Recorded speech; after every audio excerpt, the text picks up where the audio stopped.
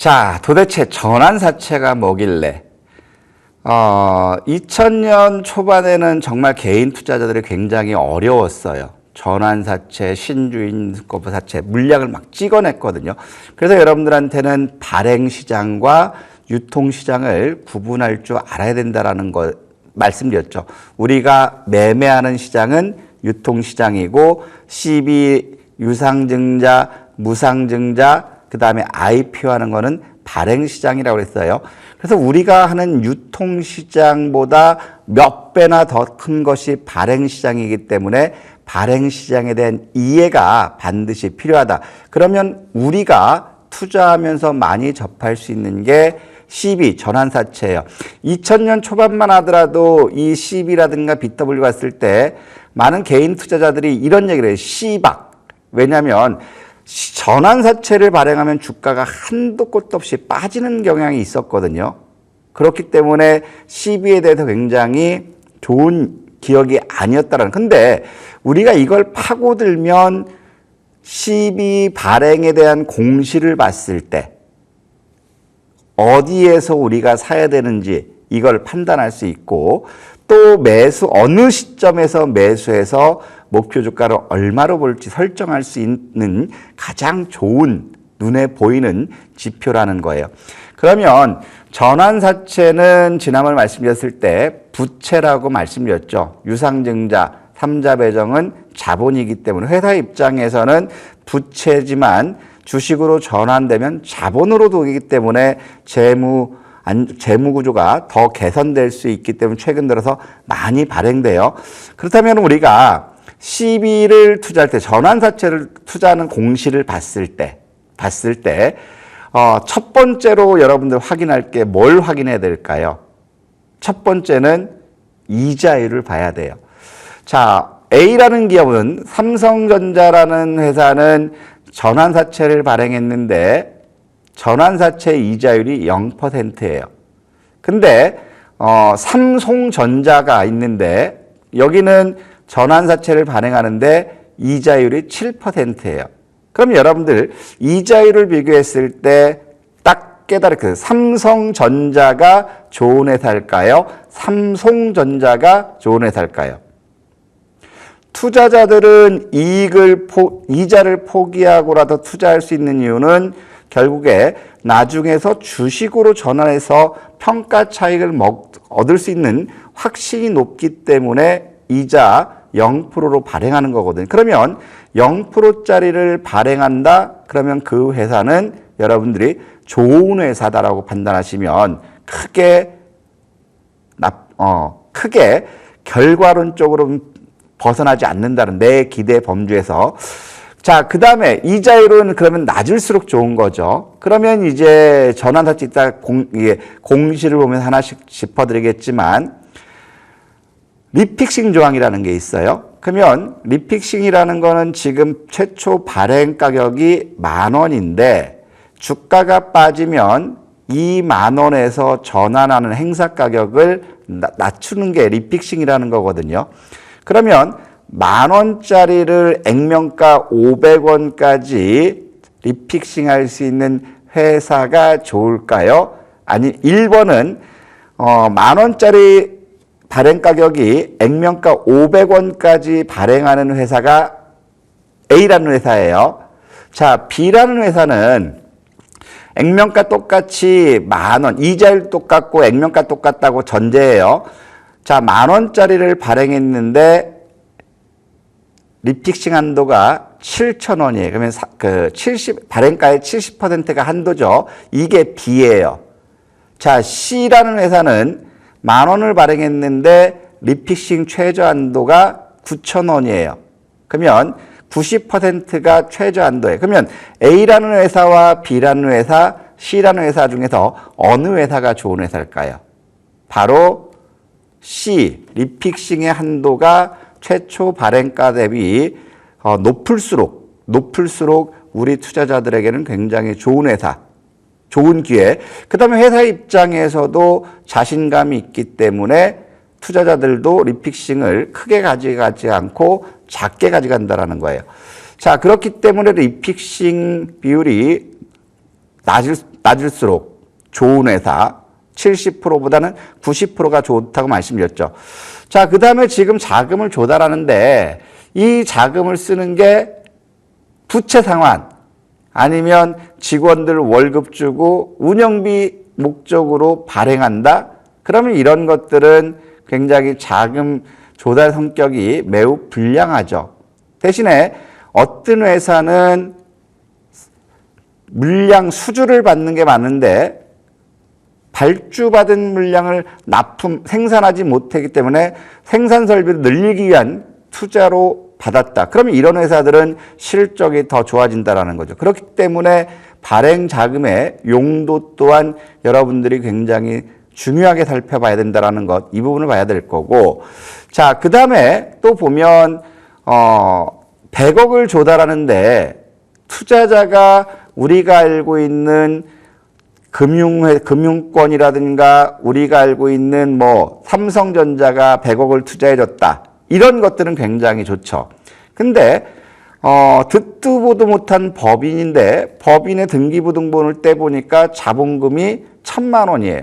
1,000만 원인데 이 회사가 이익 내는 것도 없고 매출도 없는데 100억을 투자했다. 결국에 이거는 머니게임 성격이 굉장히 강하다는, 그래서 투자자가 누구인지 따라서 되게 중요하다라는 거고, 또 우리가 봐야 될 부분이 어떤 거냐면 전환사채를 봤을 때 조기 상환 기간이 있어요. 마지막까지 주식으로 전환할 가능성, 주식으로 전환해서 매도해서 시세 차익을 얻을 가능성이 낮으면 0% 이자라도 야 원금 내놔.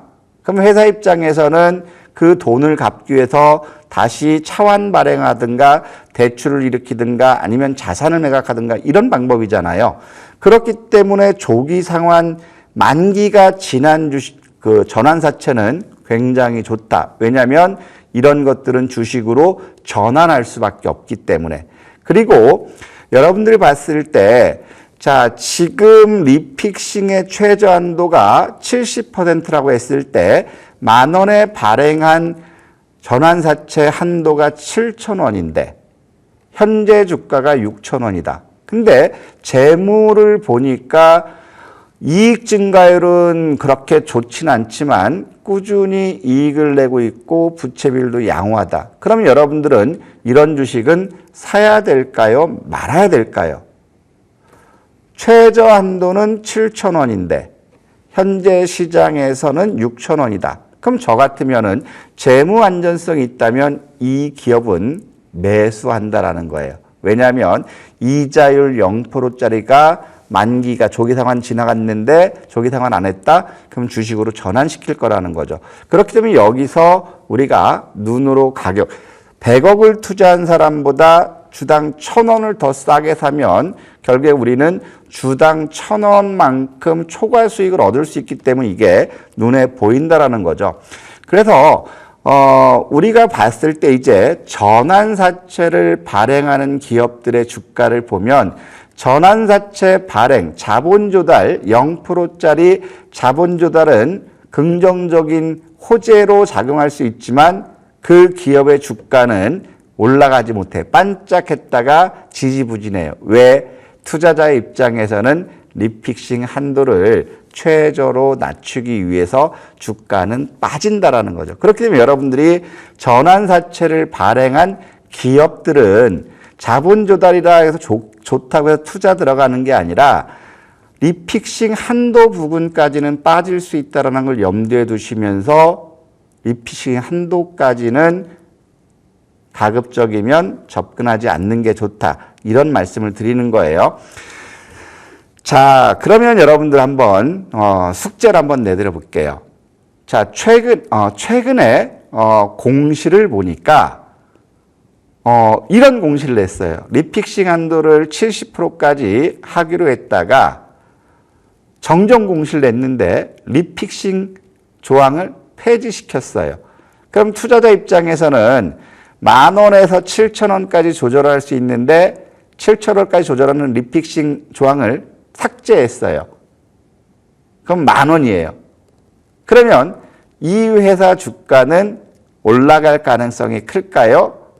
내려갈 가능성이 클까요? 숙제. 그래서 여러분들이 이런 것들을 감안했을 때 전환사채를 보고도 여러분들 투자할 수 있는데 지금 말씀드렸던 사례가 리픽싱 한도를 폐지했던 게 요 회사예요. 어떤 거냐면 비트맥스라는 거거든요. 자, 비트맥스는 국내 최초의 상장법인이 비트코인을 투자한 기업이에요. 그러면서 국내 상장 기업 중에서 비트코인을 제일 많이 가지고 있다. 그래서 제가 목요일에서 이 회사는 앞으로 잘 봐야 될 겁니다라고 말씀드렸던 게 지난 5월 22일이었죠. 상법이 개정되면서 국내 상장기업이라는 법인들도 가상화폐를 매매할 수 있고 비영리 법인도 보유한 가상화폐를 매각할 수 있다. 이 개정됐죠. 그래서 비트맥스는 이름도 바꿨어요. 맥스트가 비트맥스로 바뀐 거거든요. VR 만드는 회사가.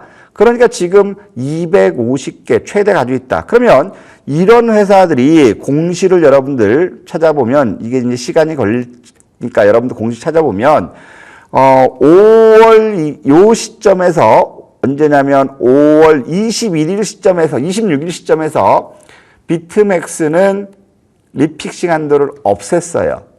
최초 리픽싱이 1,200원인가 그랬거든요. 1,200원인가? 거기에서 계속 조절할 수 있는데 그럼 결국에 이거는 올라간다라는 거죠. 그래서 리픽싱 조항을 없앤다라는 것은 그만큼 주가 상승에 대한 기대감이 크다는 거기 때문에 이런 것들을 여러분들이 잘 봐야 된다. 이런 말씀 드리고 싶고 그 다음에 우리가 지난 시간에 장 막판에 PS 일렉트로를 우리가 사례를 드렸어요. 왜냐하면 PS 일렉트로 같은 경우는 지난 월요일 시점에서 종가가 2,685원이었어요. 근데 전환 가격이 3,200원대에 있었죠. 그래서 여러분들 뭐라고 했죠? 자, 지금 주가가 전환 가격보다 대략적으로 20% 낮기 때문에 이런 것들은 20% 이상 초과 수익을 얻을 수 있다라고 말씀드렸던 배경이 전환사채를 보면은 이걸 이해할 수 있는데 자, 그러면 실제적으로 우리가 공시를 한번 체크해 보도록 할게요. 자, 우리가 이제 체크를 하면 전환사채 공시를 보면 이렇게 나올 거예요. 지금 공시 내용을 캡처한 거거든요. 전환사채 발행 결정. 자, 그러면 맨 위에 보면 너무 작은 글씨가 너무 작은가요? 맨 위에 보면 사채 종류. 자, 회차는 3회차. 그 다음에 쭉 보니까 3호 전환사채예요. 지난번에 3호와 공모를 구분해 드렸죠. 3호는 50인 이하, 공모는 50인 이상. 공모 발행은 금감원의 유가증권 신고서 수리를 받아야지 조달이 되기 때문에 시간이 많이 걸린다. 하지만 3호는 50인 내이기 때문에 바로 자금 조달이 가능하기 때문에 대부분 회사들이 공모보다는 3호를 발행한다 얘기했죠. 자, 그러면 두 번째 보니까 사채권의 권면 잔액을 쭉 보니까 이게 380억이에요. 380억. 자, 그 다음에 운영자금을 보니까 그 다음에 쭉 보니까 운영자금으로 120억. 그 다음에 채무상환이 160억. 그러면 대환이라는 거죠. 기존에 발행했던 전환사채나 교환사채 만기가 돌아왔기 때문에 이거를 갚기 위해서 대환 발행하는 성격이 굉장히 큰데 자, 대환 발행은 굉장히 좋진 않은 거예요. 왜? 이익을 내서 상환하는 것이 아니라 빚으로 빚을 갚기 때문에 안 좋은 거죠. 근데 딱 보니까 그 밑에 뭐가 있냐면 표면 이자율 0%, 만기 이자율 0%. 0%면 큰 문제 없죠. 왜? 이자가 나가지 않으니까. 자, 이 PS1렉은 2022년도에 발행했는데 이자율이 0%다. 이때는 얘들이 테스나를 인수한다고 했어요. 시가총액 800억, 1000억 되는 게 3,400억짜리 테스나 인수한다고 교환사채하고 자금 조달을 쭉 했거든요. 그러다가 테스나를 두산이 인수하면서 얘들은 닭젖돈 개가 됐어요. 그래서 교환사채를 만기 상환해야 돼, 조기 상환해야 되기 때문에 이거를 발행했다라는 거예요. 그 다음에 쭉 보니까 얘들 같은 경우는 전환 가격이 3,380원, 3,380원이거든요. 자, 한번 볼게요. 이게 작으니까. 이 화면이 더 잘 보일 수 있나요? 이 화면 한번 보여주실 수 있나요? 지금? 이거 똑같구나. 자, 이거 보니까, 네. 자, 이걸 보니까 얘들 같은 경우는 자, 만기가 2027년 10월 20일이에요. 아직도 만기는 남아 있어요. 근데 보니까 이자율은 0%예요. 그 다음에 전환 가격이 3,390원이에요. 3,390원. 그 다음에 쭉 보니까 얘들은 리픽싱 한도가 85%네요. 여기 보면 전환 가격 100분의 85라는 게 그러면 70%보다는 높기 때문에 발행 조건이 굉장히 좋았다라는 거죠. 그래서 지금 최저 한도는 2,375원이었는데 최저 한도까지는 리픽싱이 안 나왔어요. 그 다음에 쭉 보면 자, 여러분들 보셨을 때 청약일과 납입일이 있어요. 그러면 전환사채 발행 공시를 내고 납입일에 돈이 들어오면 그 순간은 이거는 호재기 때문에 반등이 나온다. 다음날 장 마감 후에 공시 나오면 다음날 반등이 나온다. 그렇기 때문에 전환사채를 볼 수 있는 거는 납입일에 납입되는지 이 부분이 단기적으로 트레이딩 관점에서 접근할 수 있다. 이렇게 판단되고 있고 자, 그 다음에 쭉 보니까 전환 시작일을 안 봤네요. 전환 청구 시작일은 2023년 10월 21일부터 전환 마지막은 2027년 9월 21일까지예요. 그러면서 쭉 내려오니까 뭐가 있냐면 조기 상환 청구 기간이 있어요. 자, 지금 여러분들께 말씀드렸던 것처럼 조기 상환 청구가 끝났음에도 불구하고 조기 상환을 신청하지 않은 기업의 전환사채는 거의 100% 주식으로 전환될 가능성이 높다. 99% 대주주 것도 있기 때문에 그래서 지금 보면 PS1렉 같은 경우 보면 전환 청구가 2027년 6월 21일에서 7월 6일이에요. 그러면 아직 남아있죠. 그 다음에 누가 투자했는지 봤더니 신한투자와 미래에셋, KB, NH 기관들이 들어왔다라는 거예요. 그렇기 때문에 이 주식을 보면 주가의 흐름을 보면 자, PS1렉 같은 경우는 2022년에 발행해서 2022년도 발행해서 결국에 이제 전환 청구가 시작되니까 어때요? 주가가 수주권으로 해서 올리거든요. 3,400원짜리 주식들 보통 통상 30% 기대 수익을 한다면 주가는 3,400원에서 30%면은 대략적으로 1,100원 정도, 1,200원이 좀 안 되겠죠. 그러면 1,100원 정도면 4,400원 정도가 되겠네요. 그렇죠? 4,500원 정도.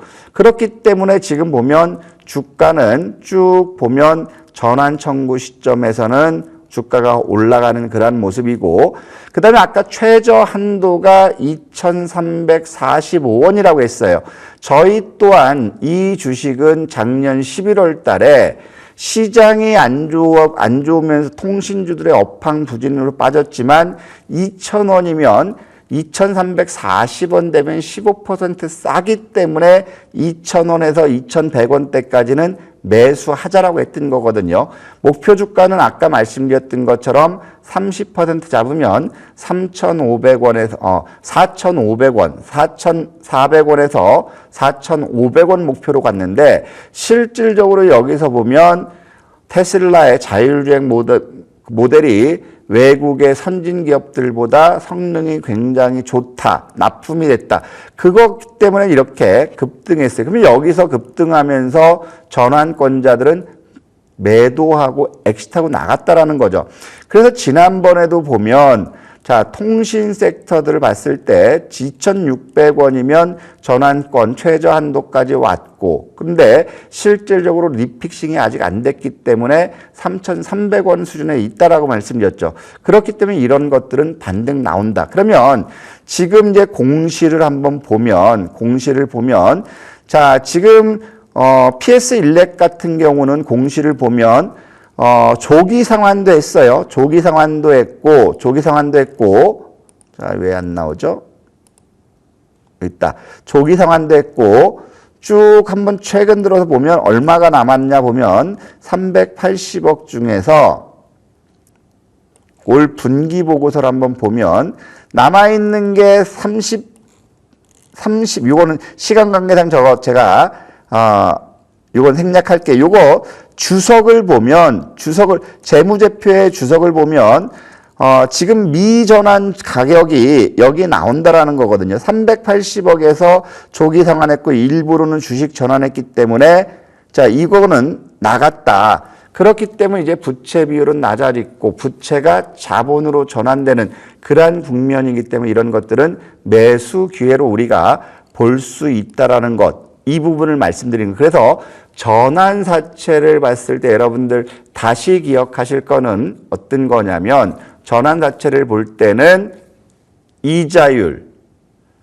최초 전환일, 만기일이 언젠지, 리픽싱 한도, 그 다음에 자금 용도 이 부분을 봐야 될 거고 잠깐 그러면 이제 두 번째 말씀드리고 싶은 거는 어떤 거냐면 유상증자도 전환사채랑 똑같다라는 거예요. 최근 들어서 자본 조달에 대한 공시들이 굉장히 많이 나오죠. 유상증자에도 제일 안 좋은 게 주주 배정이에요. 주주 배정. 일반 공모가 제일 안 좋고 주주 배정이 그다음 주주 배정 후 실권 일반 공모 이게 두 번째로 안 좋고 세 번째가 주주 배정이 안 좋거든요. 저는 주주 배정은 결국에 주주들 주머니 털어서 지들 운영비 쓰는 거다 이렇게 심하게 얘기하는데 자본 조달에서 제일 많이 가고 호재로 하는 것은 주주 배정 유상증자가 아니라 삼자 배정이라든가 전환 상환은 우선주라든가 이런 방법들도 많다는 거예요. 근데 요즘 들어서는 자본 조달을 지들이 편하게 해서 주주 배정을 많이 한다라는 거예요. 그래서 여러분들 재무, 부채 비율이 높은 기업들은 지금은 가급적 투자를 자제해야 되는 부분이 경기가 안 좋고 현금 흐름이 좋지 않기 때문에 부채 비율이 높은 기업들은 유상증자를 단행할 가능성이 높다라는 거예요. 그러면 유상증자를 우리가 봤을 때 반드시 체크할 포인트를 보면 어떤 거냐면 이것도 똑같아요. 유상증자 역시도 자금 조달 목적이 있어야 된다는 거예요. 그래서 유상증자를 했을 때 설비 투자라든가 그 다음에 타법인 취득이라든가 이런 것들은 우리가 한 번쯤 곰곰이 파악해 볼 필요가 있어요. 설비 투자 같은 경우는 앞으로 실적이 좋아질 거라는 그런 관점이거든요. 그러면 유상증자를 볼 때 여러분들이 가장 먼저 봐야 될 부분들은 권리락이 어딘지를 봐야 돼요. 권리락이 21일인데 나는 뭣도 모르고 공시를 안 보고 20일 날 매수하면 유상증자 받을 권리도 없으면서 주가는 유상증자 공시했을 때 20% 빠지거든요. 그럼 나는 안전자리에서 20% 손실을 보기 때문에 권리락 일자를 꼭 봐야 된다는 거고 그러면 이제 끝났으면은 유상증자를 했을 때 1차 발행가가 있고 2차 발행 가격이 있어요. 그럼 여러분들 봤을 때, 자, 10,000원짜리 예상 발행 가격이 10,000원짜리 100만 주를 발행하는데 2차 확정 가격이 1,500원이 회사한테 좋겠습니까? 9,500원이 좋겠습니까? 똑똑한 회사고 똑똑한 그 CEO는 예상 발행 가격보다 높게 확정 가액을 갖는 게 회사로의 자금 유입이 크죠. 왜? 100만 주는 확정됐기 때문에.